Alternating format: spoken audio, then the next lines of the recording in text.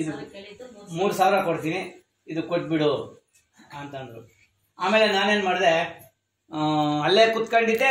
ಅಕ್ಕವ್ರ phone ಬಂತು, ಕೆಂಚರಾಮಣ್ಣವ್ರೆ ಎಲ್ಲಿದ್ದೀರಾ, 2 ಗಂಟೆ ಕ್ಲಾಸ್ ಇದೆ ಬನ್ನಿ.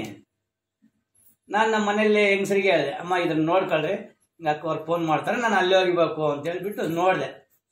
ನಾನು ಅಲ್ಲಿ ಬರಬೇಕಾದ್ರೆ ಇವರು ಪಾಠ ಮಾಡ್ತಾನೆ ಇದ್ರು, ನಾನು ಜ್ಞಾನದಲ್ಲಿ ಕುತ್ಕೊಂಡ್ಬಿಟ್ಟೆ. ನಾನು ಇದೇ ಚಿಂತೆ ನನಗೆ, ಹಿಂಗಾಯ್ತಲ್ಲ, ಬಿದ್ದೋಗಿತ್ತು ಹಿಂಗೆ ಕೆಳಗಡೆ.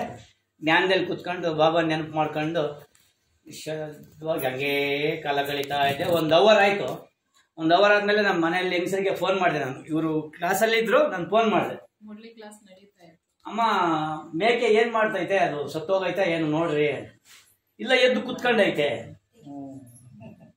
ನಾನು ಯಾವಾಗ ಇಲ್ಲಿ ಹಿಂಗಾದ್ಮೇಲೆ ಸರಿ ಸೈಲೆಂಟಾಗಿ ಮನೆ ಹತ್ರ ಹೋದೆ. ಹೋಗಿ ನೋಡಿದ್ರೆ ಎದ್ದು ಓಡಾಡ್ತಾ ಇತ್ತು. ಈಗ ಅದು ಚೆನ್ನಾಗಿದೆ. ಕ್ಲಾಸ್ ಮುಗಿಸ್ಕೊಂಡ ಮೇಲೆ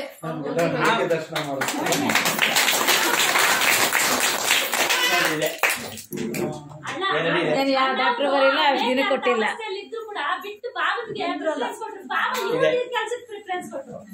ಅದಕ್ಕೆ ಬಾಬಾ ನನಗ್ ನೋಡಿದ್ರೆ ನಾನ್ ನಿಮ್ಮನ್ನ ನೋಡ್ತೀನಿ, ನಿಮ್ ಕೆಲಸ ನಾನ್ ಮಾಡ್ತೀನಿ.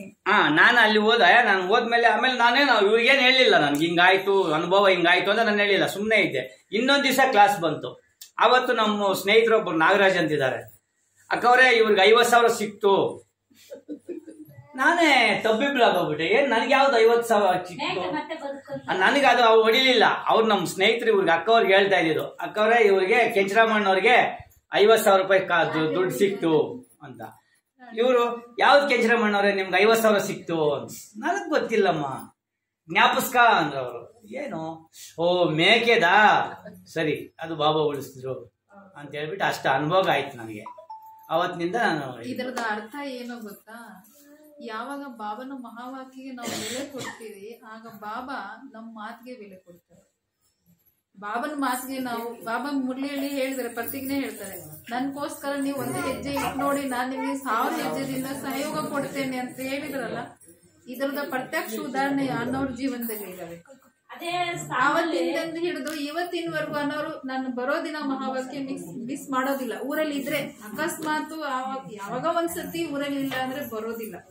ಅಜ್ಞಾನಿಗಳಾದ್ರೆ ಏನ್ ಮಾಡ್ತಾ ಇದ್ರು, ಅಯ್ಯೋ ಮೇಕೆ ಹಿಂಗಿದೆ ಅಲ್ಲಿ. ಇವತ್ತು ಹೊಸಕೋಟೆಯಲ್ಲಿ ದೊಡ್ಡದು ಪ್ರೋಗ್ರಾಮ್ ದಲಿತ ಸಂಘರ್ಷ ಸೇನೆ ಅಂತ ಹೇಳ್ಬಿಟ್ಟು, ಅದರಲ್ಲಿ ನಾವು ನಂದಗುಳಿ ಹೋಬಳಿ ಗೌರವಾಧ್ಯಕ್ಷರಾಗಿದ್ದೀವಿ. ಹಂಗಾಗಿ ಕರೆದಿದ್ರು. ಅಲ್ಲಿ ಬಾಲಕರ ಒಂದು ಹಾಸ್ಟೆಲ್ ಮುಂದೆಯಿಂದ ಲೈಟ್ ಆಫೀಸ್ ಮುಂದಕ್ಕೆ ಅವ್ರು ಹಂಗೆ ಹೋದ್ರು. ನಾನು ಚಕ್ಕರ್ ಕೊಟ್ಟು ಈ ಕಡೆ ಹೊಟ್ಟೀನಿ. ತಾಲೂಕು